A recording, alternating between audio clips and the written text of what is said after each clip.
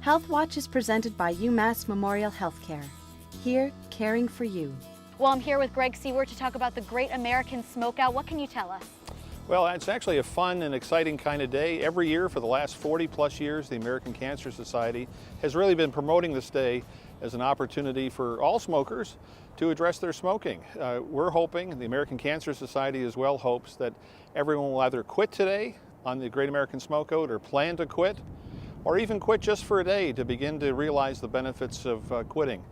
Every year across Worcester and across this great nation, hundreds, thousands of people observe this day. If you're a non-smoker, we're hoping that you'll support smokers. What are some of the latest statistics on smoking?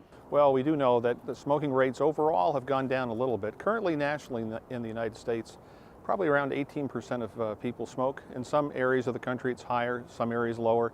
Here in Worcester, it's about 23% of adults continue to smoke. Do you have any insight to people who begin or continue to smoke even though they know the dangers? Well, a lot of people start smoking. They believe the risks are negligible. They believe the health problems will never affect them. They believe they'll be fine. They know a lot of people that they think that smoking hasn't affected, and they believe truly they'll be okay.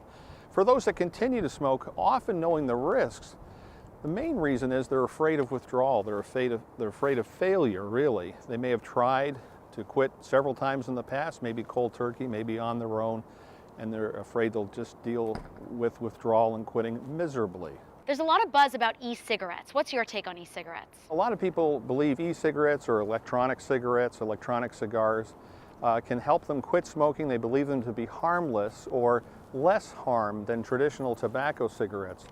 It is true that they may be not as harmful as regular cigarettes, but it also is true that there's more and more data coming back that show them to be a real health risk and a real safety risk. The Department of Transportation has recently banned electronic cigarette use, charging, and storing them on airline flights. They're not allowed on Amtrak trains.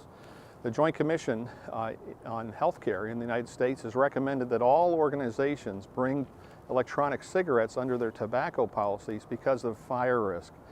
Documented fires in the UK and United States, all caused by smoking.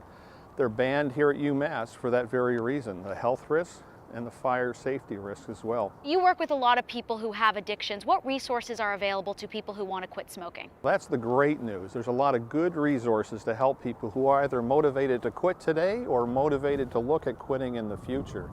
Every state in the United States has quit lines, 1-800-QUIT-NOW, where any resident of any state can get free help, often counseling and medications. Here in Worcester, here at UMass and a lot of other organizations, we have tobacco services. Here in Worcester at UMass, we have at least 3 sites that can help people address their smoking, plan for a quit attempt, plan for a future quit attempt. All you have to do is call 508-334-5393 and get an appointment.